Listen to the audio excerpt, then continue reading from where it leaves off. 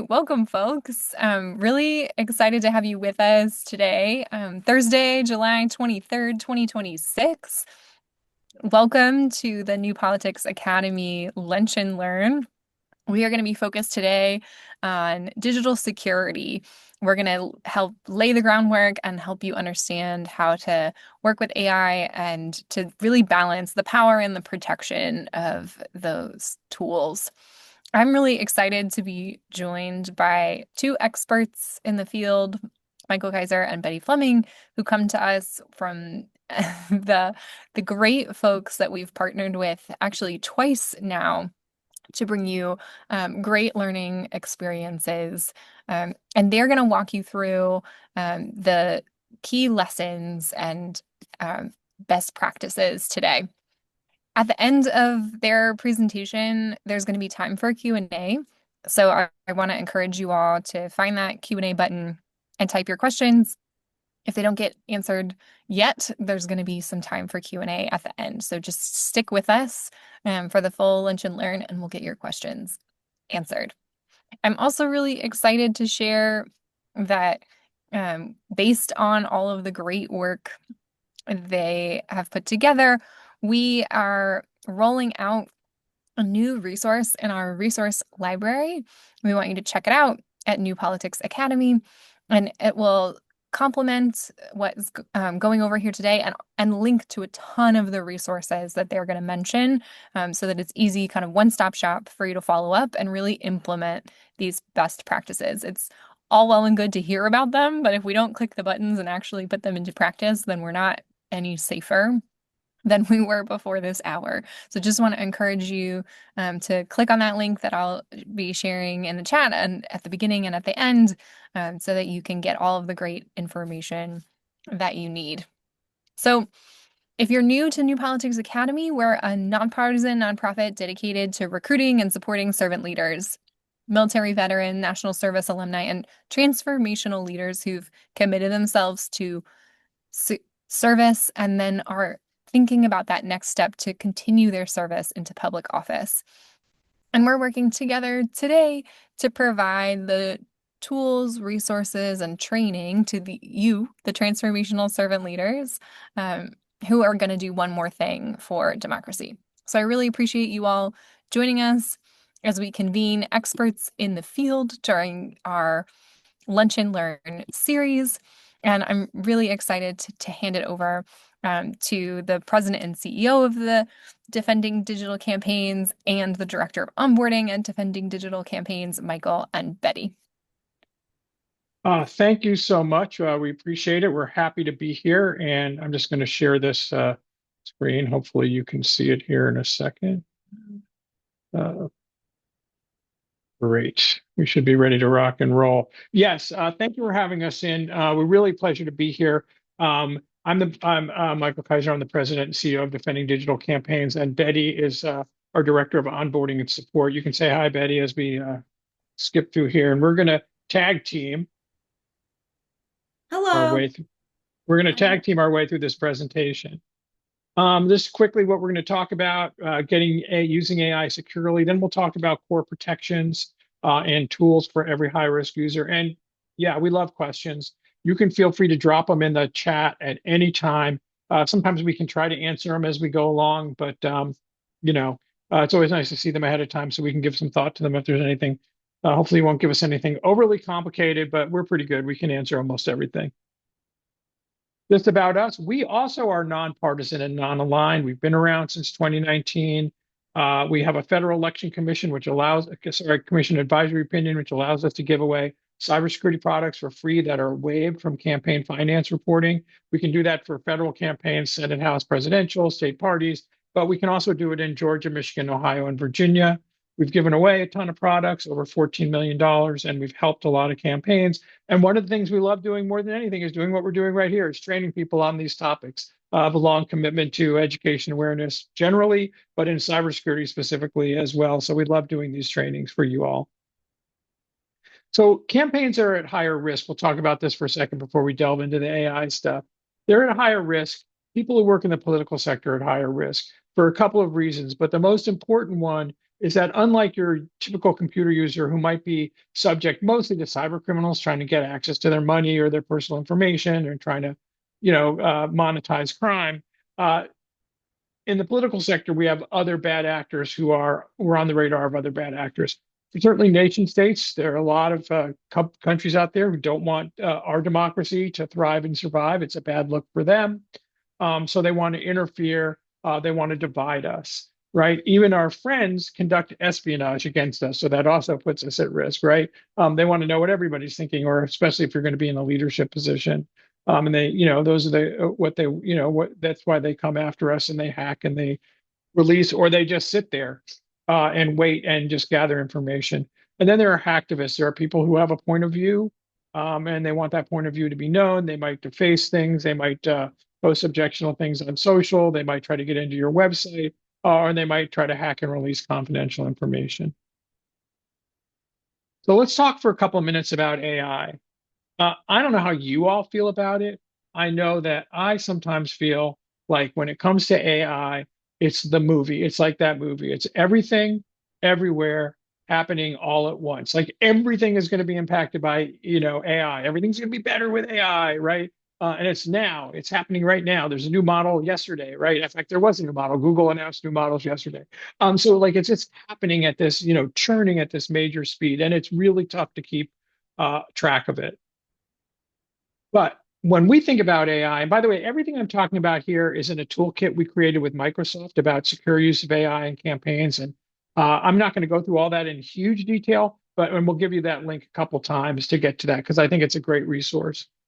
When we're thinking about AI, we have to think about it like any other tech, right? It has its benefits and it has its risk. There's no doubt that AI can streamline a lot of these tasks, especially things like research and message development to help you write stuff, all that good stuff. But it comes with risks, right? The leakage of data, right? Because it can combine data in ways you might be unexpected. It can give you fake stuff in hallucinations. People could be using AI on your campaign and you're an organization and you don't understand how they're using it or that they're even using it because there's not transparency. And if all that bad stuff happens, if something bad happens, it can cause you reputational harm, right?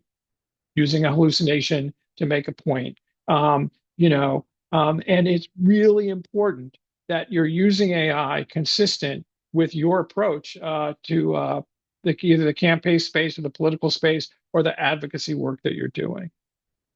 So our major emphasis is that if people are going to use AI, you got to be thoughtful about it. There's a bunch of things to consider. Cybersecurity is what we'll be talking about kind of in the second half of this presentation. You need to have a policy about how people use it. And there may be some issues with vendors and we'll give you a little bit of advice to getting started, but there's a lot more in the toolkit. So leadership alignment is really important. The policies and practices that are used in your campaign or in your organization have to come from the top. They have to align with what you're doing. Look, data centers, big issue, right? If you're opposed to data centers and you're using AI, that could cause some confusion for your potential supporters, right? You need to have transparency. You need to understand. People need to be saying, I drafted this with AI. I created this with AI. I used AI to crunch this data so that you know. The AI policy, the acceptable use policy is about setting the expectations. But you also have to consider protecting the data, right? You need to prioritize securing the data that you're using in an AI. You need to know and understand the tools that are being used in your organization or campaign. You need to know that the data that AI is using is of high quality, and you need to avoid over-reliance. You can't just let AI do everything for you. You have to understand where it's being used, how it's being used, and you can't use it to replace everything that you're doing. It's just not capable of that, and you don't want to do it. So having an acceptable use policy is really important. It creates the expectations and the guardrails within your campaign or organization and expresses to your team how the technology is to be used, right? And this is really requires some thoughtful approach on your all end. It provides clarity, right, as well as a source of truth. So if somebody doesn't know, oh, are we allowed to do that? the policy should address that for them. Now, if you were like all big, large enterprises, you would have like a 15-page acceptable use policy around AI and all this stuff. You're not going to do that. If you could write it down, awesome. But even if you don't write it down, you have to be sure that the people you're working with at least verbally understand and acknowledge the way that you expect AI to be used. This is really critical because otherwise it's going to cause you problems. So in an AI policy, and again, all this stuff is in the toolkit, and we go into like really, granular detail about every one of these sections and what are the questions you should be asking yourself and how you should sort of, craft and put this policy together. You're going to obviously talk about the principles and the values and the purpose and the scope of your policy, right? The principles could be, we think that that AI could bring some good things to our campaign or organization. However, we do value things like transparency and ensuring that the quality of the output of AI is really high. And this is the purpose is to explain this to you, and here's what we're going to cover in the policy. This is actually an important statement because this is where you clarify sort of what you're all about and why you're even using this tool. You want to talk about some of the benefits and the risks. Like we think there's a benefit. We think it can help us in our, doing our research. But there's risks. Like we could be using bad data. We have to pay attention to those kinds of things. And then you get into the do's and the don'ts, right? These are the things that you should or should not do. Here's the tools that you could do. I mean, some of the do's, could be, scoping out like these are the things that we think we feel the way it should be used. Here are the tools that are approved. We use, Michael's AI as our, chatbot, and that's the one we use, and don't use any other ones because that's the one we've decided is the best for our organization. And the don'ts can be around a lot of other things, not only not using tools, but it could be around creating synthetic content that gets posted on social. It could be about, not using intellectual property that you don't, have permission to use, those kinds of things which you can run afoul of a lot of different things if you're not clear. And then implementing your policy. How are you going to rest assured that the people in your organization who are subject to the policy understand it and affirm and are actually following it? And one little tip, I think, especially if you're a slightly larger or campaign, is having a person in the organization who's sort of your AI person, right? You have a question about AI, you go to Michael, right? You have a question about the policy, you go to Michael. And that they're keeping track that people are doing the correct things. We do encourage you to foster collaboration inside your organization because, like many other things, no one's really been trained on this stuff yet. And there may be some people who are better at it than others, and encourage that collegial interaction in order to make sure that people are getting the most out of it and also doing it correctly. Just quickly on the vendor issue, you don't have a lot of control like over the vendors' internal stuff that they do when you work with a vendor, and a lot of campaigns and organizations have a lot of external vendors. But here are some questions that you can go over. And again, these are in the toolkit about data ownership, about what, will our data be reused or will our data be used to train your model? How was the product trained? How are they handling IP? This is an issue like, the using IP. You don't want to be, having them use IP, and then it gets you all, embroiled in something bigger. And then this is not just about AI. This is cyber generally. What is their response to an incident? What are the timeframes for reporting to you? What are they going to tell you? And do they have a plan in place if, in fact, they have a cyber incident that would address any issues? If, for example, personal identifying information was lost in a cyber incident, which could kick off a whole bunch of other legal things that have to be done. So just quickly here, about getting started using AI. I think, again, most of us just have it now, right? We have, Gemini up in the corner or Copilot up in the corner. You can just click on it. It's in search, right? It's those things. AI is actually infused in a lot of what we do. Google would argue they've been using AI for a long time. Every time you see a suggested, email response or, finish a sentence for you, that's all AI. They've been using it for a long time under the hood. You may not have been as aware that that was actually AI, but you really just want to start in, again, thoughtful way. Be thoughtful about how you do this. Look at the tasks that you might apply it to. What tasks are time consuming but repetitive or routine, right? how could it work with us in drafting? What do the outputs have built-in review? So like if, you're doing press releases, is it being drafted over here? They might be using AI, but a comms person is going to really scrutinize it before it goes out the door. Social posts will be scrutinized before they go out the door if they're being crafted with AI. And what tasks pull information from multiple sources into one place? Because there's where there's some risk, like what's all coming over the transom and how is that being crunched? So our recommendation here, very strongly, is to use existing platforms first. If you're a Google committed to Google, you're a Google Workspace shop, use Gemini. You have it; it's built in. You don't need to go far afield. If you're paying for, like Gemini, you'll see a little thing that it's actually just using, like whatever's in your domain. It's not sharing what you're doing outside. So you've got some built-in security, and that's going to be the same for Copilot. It's going to be the same actually for a lot of the paid services, generally speaking. Notebooks are unbelievably great. Google just changed the name. I forget what it is, but they had Notebook LM. Microsoft has the same thing. I think ChatGPT and Anthropic have the same. These are closed environments. So you vet the sources, you put them in, and then it does all the AI stuff, but only on the sources that you've given it. This is highly controllable. The data is good and everything. And in most of these cases, you can't share the notebook outside your domain. So if you're a workspace user or Office user, you couldn't share your notebook with me if I'm not in your domain. And that's a level of safety. It's an unbelievably powerful tool. It's a great place to start. You got to learn about prompt writing. That is the heart of it. And again, we have all this stuff in our toolkit, which we have here.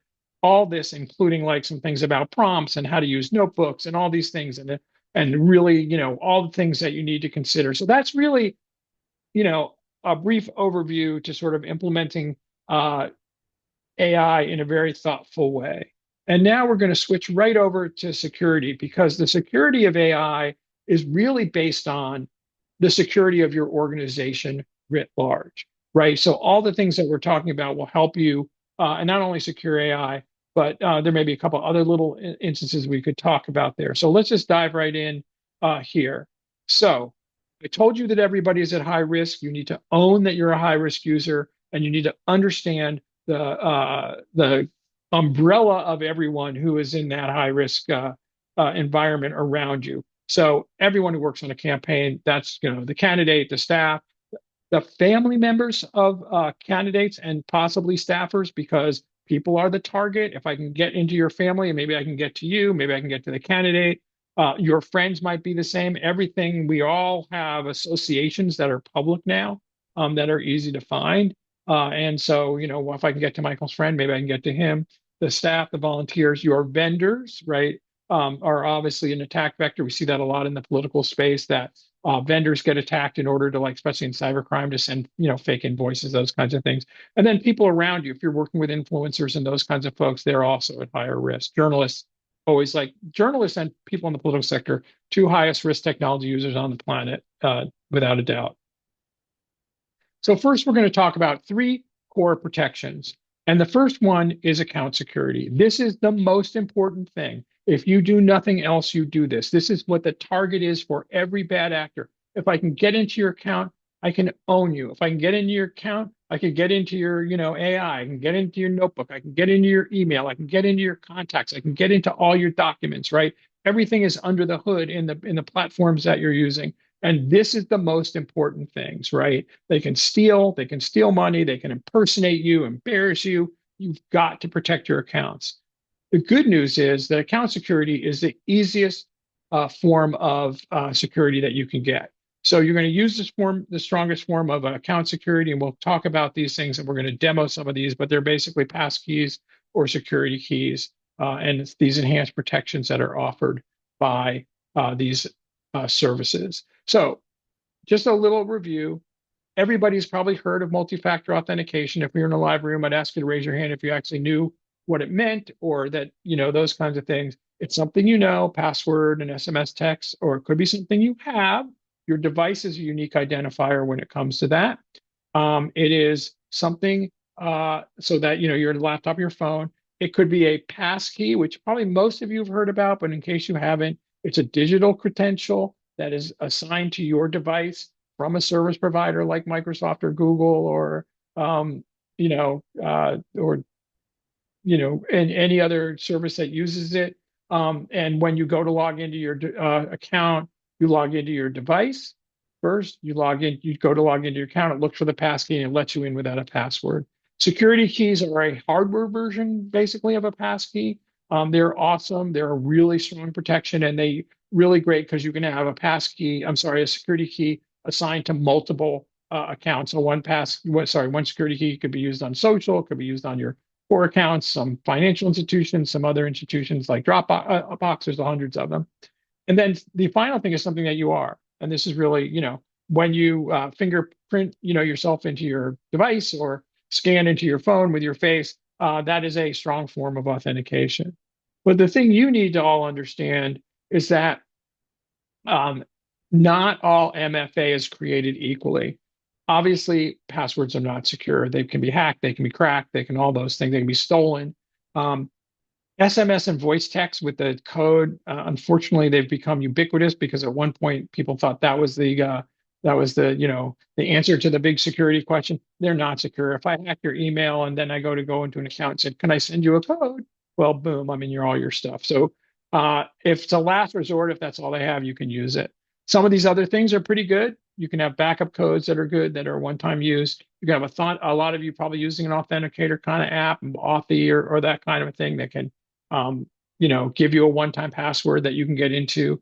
And those are not bad. Mobile, you've seen a little more often these days. It's like, oh, you were on the web and you tried to log into your account. It says, can you go to your phone and open the app? And you'll see you opened up and said, are you trying to get into this account? And the answer is yes. And you're in. And think about all those layers, right? When you go into your phone, and this is also true for passkeys and security keys.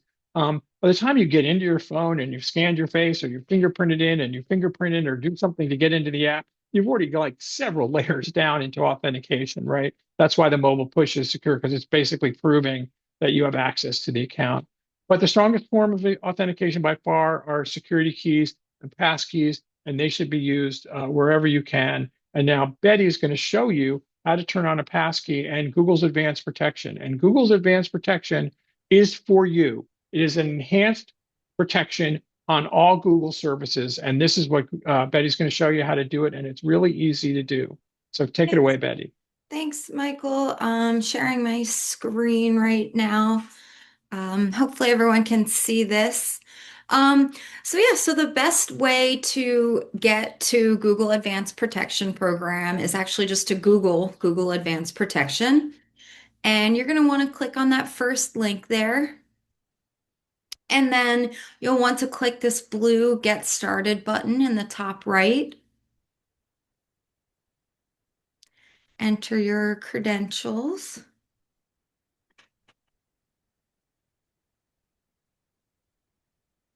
And then here it will prompt you to create a passkey or use a security key. If you already have a passkey set up or a security key, you'll be able to bypass this step and just click enroll. I don't have one set up, so I will show you how to do that. Right here, you'll click create one passkey and then create a passkey again and then create a passkey again. And at this point, you just want to follow whatever steps are on the screen. It's very intuitive to your device. It'll prompt you through doing whatever is required for your device. It might be a facial scan on your phone or scanning the code for your what are they called? QR codes for your phone. But in my case, as hopefully you can see, it is a Touch ID on my computer. So some of these pop-ups don't pop up, but it does say Touch ID. So I'm going to follow as instructed. And then there we go. I've created my passkey. It's as simple as that. And again, super easy. I can just use that to get into my account and any accounts that are connected to my account. And I will click enroll in advanced protection. Right here, you see this pop-up. It'll remind you to add a recovery phone or email if you don't have it. Very important to go into your security settings and do that just because it is that added layer of security and it's hard to get back in if you lock yourself out if you don't have that pass key. So that's it. And back to you, Michael. Thanks, Betty. So just quickly to summarize, you're going to use the strongest password that you can if that's all that they allow. I mean, you should have strong passwords anyway. You're going to try and use a passkey or a security key or the highest form of authentication that they offer. Maybe they don't offer. Maybe you're just going to have to use what they give you. You're going to turn on Google's advanced protection program like Betty just showed you. If you're a Microsoft shop, you can apply for Account Guard. That is their version of enhanced and advanced protection for high-risk users. And one thing you can think about doing too is logging on with your stronger credentials. So like, for example, you see sign on with Google. If you've turned on Google's advanced protection with a passkey and you use that to log into services or to when you open a new service to use your Google account, you're bringing that strong protection with you and nothing really gets shared with Google, just your email address. And like if your Google photo in your little account thing, if you have one. I don't even use a photo in my Google thing. So, that's all that gets shared. And then you bring that strong protection with you. The next core protection is websites. Websites are really targeted by bad actors, right? The most common type of attack is called a distributed denial of service attack, but really always referred to as DDoS, right? It's a flood the zone. They use a bot. They put thousands and thousands and thousands of attempts to get on your website at any one time, and so many it just clogs up the pipes and no one can get in, right? They happen. They're easy to launch. We've seen a lot of those, especially at the end of the cycle in 2024. High risk really increases towards election day, so you're going to see these closer to election day when people are trying to get access to the candidates' site, maybe to find out where the polling places are, maybe to ask for a ride to the polls, whatever. So DDoS attacks are common. The good news is that there are free tools to protect your website. Google has Project Shield, which is their high-risk protection for high-risk website organizations, campaigns, and advocacy organizations would be certainly eligible. Cloudflare will give a DDoS tool to any website on the planet. If you're eligible for us, we have other tools that we can use. One of the things that we see is that whether you have website protected or not is actually public information. And we know that about only 40% of campaign websites have proper DDoS protection on them. And we really emphasize that as a core. Since we know it's public, Betty's going to show you how to look up a website and see if it has protection. Take it away, Betty. Okay, so to check your website's DNS, where you'll want to go is to just this dnschecker.org. You can see it in the top. And then here you'll click DNS lookup, and then you'll enter a valid URL. I'm just going to use a random one. And then scroll down a little, look up DNS. So it's pretty simple, pretty self-explanatory. And then you want to look in two places. You want to look in your domain, and as you can see, it's Cloudflare here, and then scroll down to the name server, and the Cloudflare is also listed as the name server. So that means this website is being protected by Cloudflare. And as Michael mentioned, there are others. There's Squarespace, Fastly, Wix. We can make sure to provide a list if you're curious which ones are protected. But if it isn't one of those, it's always good to check with your web developer or us or someone to look into getting Cloudflare again, which is just totally free public version. So back to you, Michael. Right. So that website protection, very critical. And our final core protection, by the way, these are the three things. These are the minimum protections that any campaign or organization has to have. There are other things you can do and maybe should do depending on your circumstances, but you've got to do these first. Email security. So this is a kind of a double-edged piece here, right? You want to make sure that your emails, that the domains that are used to send your emails have what's known as DMARC. DMARC is an industry standard. It's a form of authenticating a sending domain, right? If it's not authenticated, there are two things that could possibly happen. One, it could be hijacked. So someone could impersonate, your campaign, and then they could start to use it to send out emails to whoever or to your supporters. If they hacked an account, they could start using people's contact lists to send them emails. That's what spear phishing would be, and those things can happen. So that's something that's really important. And two, very important, if you're a bulk sender, which means at any time in history you have ever sent out 5,000 emails at once, you are a bulk sender. And if you do not have DMARC on your sending domains, your emails will not get through. They'll be stopped by Yahoo, Google, Microsoft, whoever processes the mail. They're really enforcing this, or they'll send them to spam. So obviously, you don't want that to happen. DMARC has actually a couple. It's the most complicated thing that you have to do, and it also has a portion that, like, if you're using Constant Contact or ConvertKit or any one of these sending services, that also has to be properly configured within your domain in order to make sure that everything's copacetic and going out the way you want it to. The other part is inbound, and that's just really comes back to authentication, right? That comes back to strong account security. You want to make sure that your accounts on the inbound, Google, Microsoft, they do a really excellent job filtering out a lot of the spam and a lot of the bad emails, but spear phishing emails can get through because they're targeted or maybe come from a legitimate account that was hacked. So you just want to make sure, because once you have a passkey, you can't be, passkeys can't be stolen or copied. And so they can't get into your account, even if by mistake you give someone your email. So those are the three core protections. And now we're going to quickly talk about just a couple other things that you can do as a high-risk user to protect yourself. And we're going to use Google here as the example because I think they have a robust set of tools. And really, we find that 90% of campaigns in the country are on Google's Workspace. We're going to set up a passkey. We talked about that. You're going to turn on APP. We talked about that. You're going to use federated logins. We talked about that. Inside Chrome, inside Edge, inside Firefox, there are password managers that are readily available, and they are free. And you should be using those. They create, they store, and they're encrypted your passwords. They're really great. You can store your passkeys in there. In Google, and Microsoft has a similar thing. You can do a security and privacy checkup. Very important. You go and you look, and it will tell you, you make recommendations about what you should be doing, right?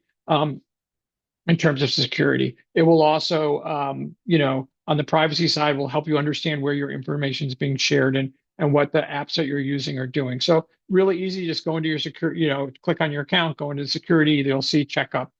These checkups are readily available. But the one I really want you to know about, most importantly, is called Results About You. Results About You it has two elements to it, right?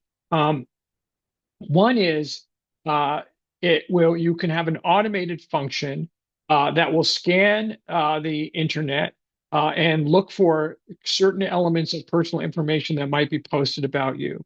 And then we'll show you in a second that you can ask to have it removed from search, not removed from the internet. It will only be removed from Google search. There are other tools that you can pay for and get it all, do all this stuff. And you've probably seen a million of them cloaked and all these things. And they're great. But if you want to get started reducing your digital footprint, you start here to see what's out you. And this is free for anyone. So you want to do that. So kinds of information, phone number, home address, email, passport, driver's license, those kinds of things. The second element is that there may be other stuff about you that's out there that meets certain criteria of Google's, where you can have it removed from search. And these are some of them: content related, to individuals, child sexual abuse material. Obviously, there's doxing, personal information, like somebody's put on a site, like, Michael's the worst person in the world, send him, go visit him in, Elm Street, anywhere USA, like that kind of stuff you can have removed from search.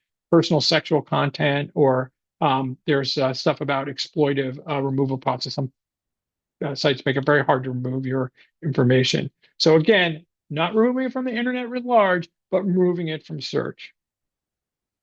Betty's going to show you really quickly how to turn on Results About You, and then we'll show you how it kind of works. Okay, similarly to advanced protection, the best way to get to results about you is just to Google results about you, and you will click on this first link. And then you can click on get started. And then just enter your personal information in here. I'm just gonna make stuff up, and then we will go back to Michael to show you the results. So basically, you can see it's super uh, self-explanatory. Just enter all of this information in. And then you will click see my results. I'm going to skip this. Okay. So this will give you an overview of what you're reviewing. You can also choose how to be notified. You can be notified through email, through the app, and confirm and click save. And then it'll take about, I think it takes about 6 hours to generate the results. But if you do put notifications on, it'll keep notifying you as more results are found. So yeah, that is the result. And then just really quickly, as Michael was talking about, there is a second element to it. So we do have this link on our website. It is under remove personal information. We can send you this link. Um, and this is also on Google, so you could Google this as well. But I'm going to click learn how to remove your personal info. And again, as Michael was mentioning, it gives you all the different types of information or images you might want to remove. So, say it's personal sexual content, you'll click on that. It'll give you an idea of the different types that it could be. You can say start removal request, and it'll ask you a series of questions specifically about what you want to get removed. I'm not going to fill this out because I don't hopefully have any of this, or I'm not reporting any of this right now, but yeah, you get the gist of it. And we will go back to Michael for the Thanks, results. Patty. Yep. And I think this is really an important starting point, especially if you have not been in public life before and you're moving into public life. To get a handle on your digital footprint, and to make sure that you are cleaning up what you can. I mean, it has to be said. I hate to say this in America, but we know that people in public life, people in the spotlight do and have been targeted. And so, doing some work in advance to clean that up, I think is really great. And what you'll get is a report looks like something like this. You'll see here, I just used my work email for this one. And you can see on the left in the grade area, these are all the places that found out, that have some record about me, right? This one contact out has my email phone number at Defending Digital Campaigns, those kinds of things. Depends, what they are. And then you just hit request to remove, and it take a little bit, but when you come back next time, um, it'll be done, right? So there's a lot of stuff out there about people, all these things like the white pages, and you've seen the ads on the internet. Find out information about anyone, those kinds of things, right? They're out there, and so you'll see a ton of that crap in the beginning. And you can work through it. That was a technical term, by the way. Um, so that's results about you. And we have all this stuff. We're ready to go to questions because this is really the most important part of the whole thing. Here's the links, but I know that you're all going to get all this. I already see you've got something in the chat about all the resources being there. They're really designed for you. We want to help you. We want to get this stuff all done. And then I guess that's it. That's what we got for you all today. And I'll Great. stop sharing and let's go to questions. Thank you both so much for that wealth of information. It's always a jam-packed session with you all, so I really appreciate it and can't emphasize enough for the folks attending and watching the insistence on please go click on these links. Like I said at the beginning, it's one thing to learn about it, but until you actually implement it, you're not any safer. So really want to encourage you to click on those links. We've got some questions and want to encourage folks to find that Q&A box. If you've got questions you want to ask live, we have a couple more minutes here to get your questions answered. But I want to kick it off with a more general question and ask, um, how are campaign cybersecurity and privacy concerns evolving in this age of AI and deepfakes in particular? Yeah, so that's it's a two-part question, right? So from our experience, and I think this is generally like AI, non-AI part of it, campaigns operate on data, right? They have a ton of data about people, including people's personal information, their home addresses, their phone numbers, their possibly their credit cards, although they might be using a service to process, a lot of that stuff. But still, a campaign is about connecting with people and understanding who your universe of supporters are. And also sometimes they get lists of people from other places in order to reach out to people. So they are data-driven, data-centric organizations. So it's really important to protect that data. How that interfaces with AI, of course, is like anytime you're using that data to, do something else, right? To scroll through and make me a report of all the people that live in this part of my district so I can, because I'm going to do an event at this community center on Wednesday. I mean, you can start to see how you might start using the data to be crunched and how AI might use that data. And then where does it appear? Do you know where that data is appearing when you do that and you crunch it? And so the understanding the environment in which you're operating with all this data is really, really important. Great, thanks. Campaigns are often operating with really limited budgets, and a lot of what you've described here today is free, but I'm curious, are there any AI tools worth paying for, in your opinion? Yeah, so we're not experts on, we're not a review organization or a benchmarking organization. I think the answer is likely yes, because when you pay for these tools, they usually come with more protection, right? And that's not true just in AI. That's just generally speaking. Cloudflare has a free product, but if you're a customer of Cloudflare and you get there, like from us, Cloudflare for campaigns, you get much more protection, right?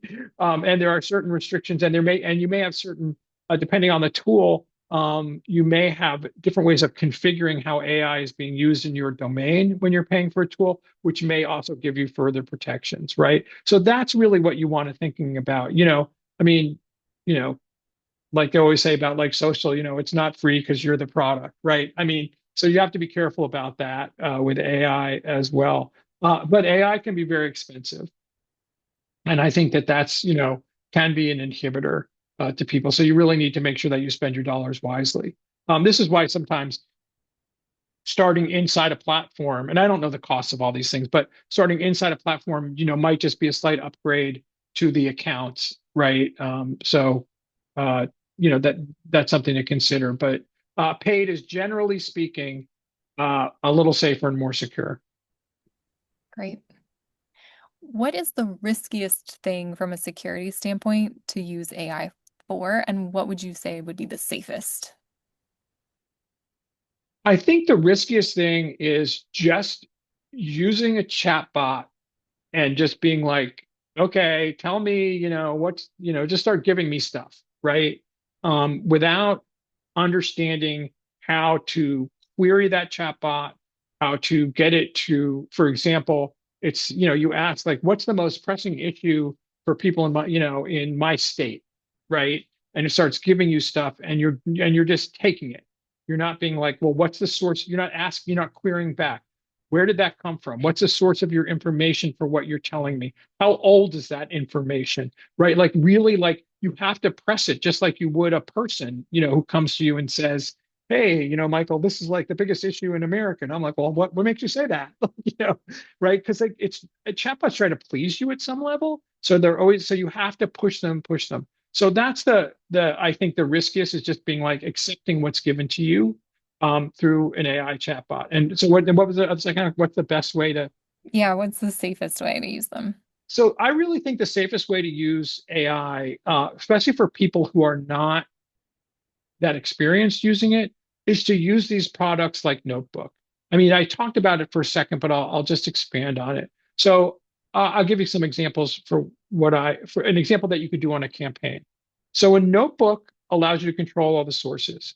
So you go in and you open a notebook, let's say to do fundraising, and you put in, right, all the press releases from the campaign, all the candidates' op-ed pieces that they've written. You can put in their television appearances. You can put in videos. You can put in, other things around the campaign, all your policy papers, and they're there, right? So when you say, I want you to draft a fundraising email for how our campaign is going to address crime in our community, it's going to come out exactly what your campaign is talking about because that's the only source it has, right? So already, like if you had crime stats, for example, that you got about your community that you feel are the most accurate, and you ask it to draft a letter and talk about the most serious crimes in our community, it's going to pull from what you've already told it is the most important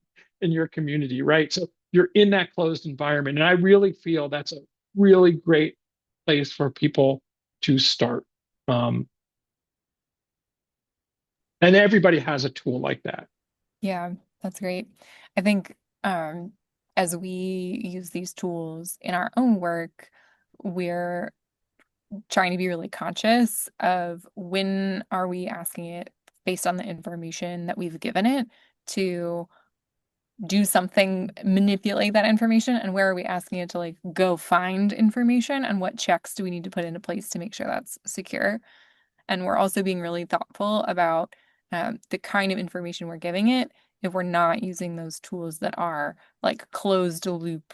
We don't want to feed the training of the machine on people's personal information. And so kind of thinking about that closed loop is really important to us too. Thank you for elaborating. Yeah, I would just say a little bit more about that because like one of the things that I use a notebook for is on threat tracking, right? Well, there's a ton of information on threats and cybersecurity and AI, but there's sources that I trust more than others, right? A lot of cybersecurity threat information is marketing, is threat information disguised as marketing, right? Or marketing disguised as threat information, right? Like a researcher finds a threat and oh my God, now we can hack this. And that's maybe true, but those are very niche kinds of things. But there are great reports that come out of groups like the Anti-Phishing Working Group or out of the threat assessment centers at Google or Microsoft or other big companies like Proofpoint who do real deep cybersecurity research. That's the stuff that I use. And so I can't remember all that stuff in my head, right? So I can query and get from that. And then there's some news articles that obviously help, Yeah. It's really, you have to be the curator. I don't think you can ask AI to curate for you at least yet. I think you have to use your own expertise in your own community or your own group, whatever you're trying to do to help it along. Yeah, By I the way, think in some ways, your notebook doesn't train. It doesn't train the right. AI, right? So you're good in that Yeah. department. Yeah, our expertise is almost more valuable because the AI can make subtle but meaningful errors if it's pulling information, like you said, that's too old, right? And so making sure that we're still bringing our expertise to the. We have a question from a participant. They said, "Thank Yay. you so much. Forgive my ignorance, but what are the benefits of partnering with your organization, and how can we determine if we are an eligible campaign?" Yeah. So the benefit is that we can really help you with security. You can get on a phone call with Betty, and she'll go through all your security with you and make sure that you have what you need, and we'll get you what you need if you don't have it. So we'll help you do that. So you've met Betty, and now like, wouldn't it be nice to talk to Betty? So, you're eligible if you're a federal campaign, if you're, U.S. House, Senate, presidential. If you're in a state party, you're all eligible under the federal rules. In Ohio, Virginia, Georgia, and Michigan, you can be eligible for our stuff if you. There are some in all those cases. There are some very minor fundraising thresholds that you have to cross. Except Michigan, anybody is eligible. So we can get all these tools for you in those kinds of things. However, that said, if you're having a specific issue or you need like a little consult, we can do that too.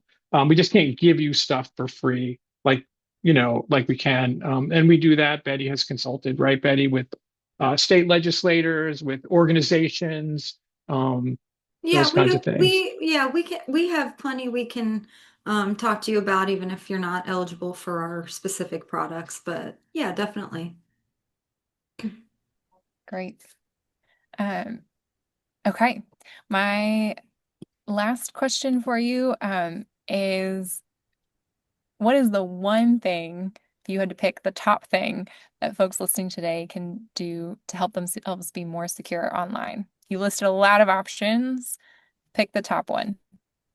So my top thing would be if we get done early here, right? Like it's already 10 of 2, we're supposed to go to 2, is that you would immediately go to Google's Advanced Protection Program and turn it on. This is the number one thing that we've been recommending for years. Your accounts are your most vulnerable spot. And we didn't go into full detail about APP, but it protects you at that authentication layer. So obviously getting into your account, it protects you. It protects you in the store against apps that might not be appropriate for a high risk user that might do too much information sharing. And then it protects you across, it protects your inbox at a higher level than other users because it like sandboxes a lot of documents that come in. It previews, it looks at them, looks for code, looks for malicious code, right? Look for the kinds of things that could cause you problems. So that would be my number one recommendation. And if you're a Microsoft user, you would go get Account Guard. You have to apply for Account Guard. We have a link to it on our site. You have to apply, but if you're in the political space, you're going to get it. We do It's have just a video of we probably mentioned this, but of me doing the APP demo on our website. So it's just, yeah, if you need a little refresher, there's one for advanced protection as well as setting up two-factor on Microsoft accounts. yeah, yeah. We're believers in the how-to. We tell people what to do, but we also want to help you learn how to do it. We're not just saying turn on MFA. We're like, here's how you turn on MFA. Yes, definitely. And just a plug, like I said, we've got a resource in our library for you all to check out. It lists the top 5 things, not just the top one, and a bunch of steps to take, all with links to everything on the website that they were discussing, all of their great videos. We've got a great place for you to go and find them, including the prior lunch and learn that we got to have with Michael and Betty. It's there too if you want to rewatch that recording as well. Um, I just want to say a huge thank you to you both and to your organization for providing this really helpful information to campaigns across the country to help stay secure in this moment of facing tangible threats to our digital security, and for partnering with us to bring this information to servant leaders who are planning to run one day. So thank you all so much. Thank you for spending time with us this afternoon, and I wish you all best of luck keeping yourselves safe because now you know how. Take care, y'all. Thank you.